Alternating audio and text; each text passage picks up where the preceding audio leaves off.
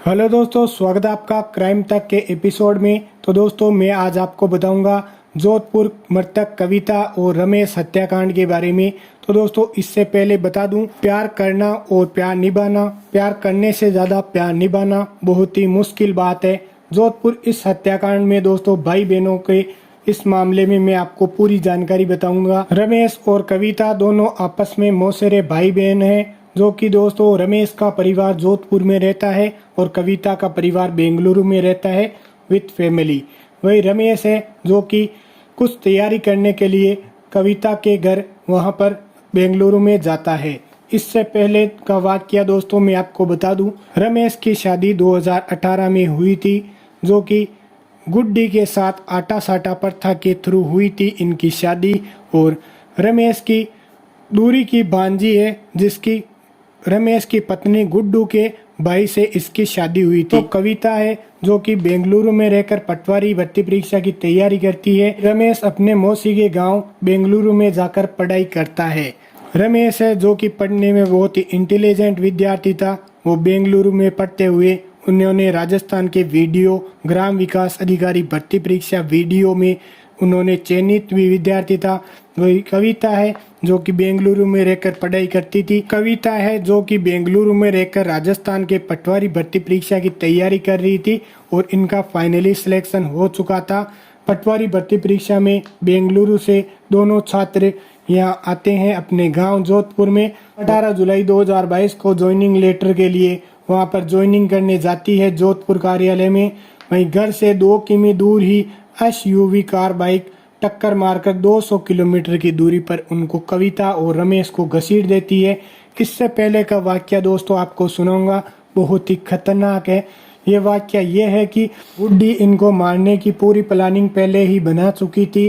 1.5 साल पहले ही गुड्डी ने अपने बॉयफ्रेंड शंकर नाम के व्यक्ति के साथ रमेश को मारने की प्लानिंग बनाई थी, लेकिन उस समय वह नाकाम रह चुकी थी।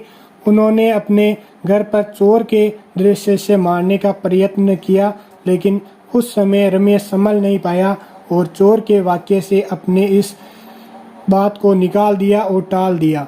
तो गुड्डी 1.5 साल से ही पहले ही प्रेम प्रसंग शंकर के साथ थी। तो शंकर को यह कहा गया कि तुम रमेश को मार दो। इसका एक कारण यह भी बताया जा रहा है कि गुड्डी है जो कि गुड्डी के भाई की शादी है जो कि रमेश की दूर की भांजी से हो रखी थी। तो इस कारण उसकी विदाई नहीं दी गई थी। शादी के बाद में जो विदाई देती है आने जाने में, वो नहीं दी गई थी और वो दोबारा अब देने वाले ही थे कि गुड्डी ने इस प्रकार साजिश को अंजाम देने की सोच ली। वहीं दोस्तों शंकर ने एक शर्त रखी थी कि इनको मार तो हम देंगे, लेकिन ये दोनों साथ में जाएंगे तो कविता भी इनके साथ में मारी जाएगी। तो गुड्डी ने कहा कि दोनों को ही मार दो। शंकर नाम का शख्स है जो कि दिल्ली से 1.5 लाख रुपए में अपनी एसयूवी कार खरीदता है 1 साल पहले। दोस्तों सुबह 18 जुलाई को पटवारी भर्ती परीक्षा के लिए कविता और रमेश बाइक पर जाते हैं।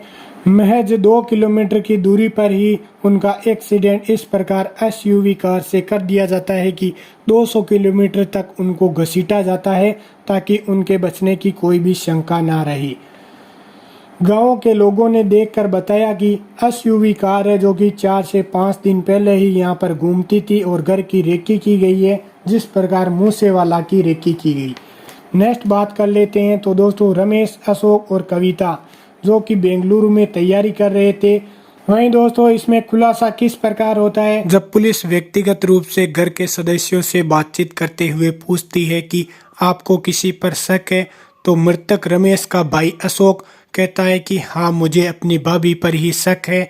उसके बाद में अशोक कहता है कि गुड्डी भाभी है जो कि शंकर नाम के व्यक्ति से बातें करती थी। जब गुड्डी की कॉल डिटेल्स और व्हाट्सएप चैट्स खंगाली जाती है तो ये वाकई चौंकाने वाला मामला है और ये सच निकला। अशोक से पुलिस एक पूछताछ और करती है कि आपने ये क्यों नहीं बताया पहले भी, कि आपको ये सब पता होने के बावजूद भी आपने कोई बड़ा एक्शन नहीं लिया।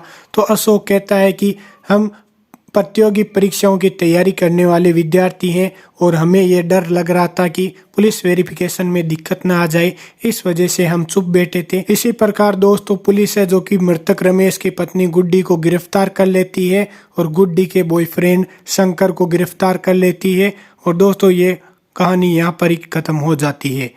और दोस्तों वीडियो अगर अच्छा लगा तो इस वीडियो को लाइक करें और चैनल को सब्सक्राइब जरूर करें।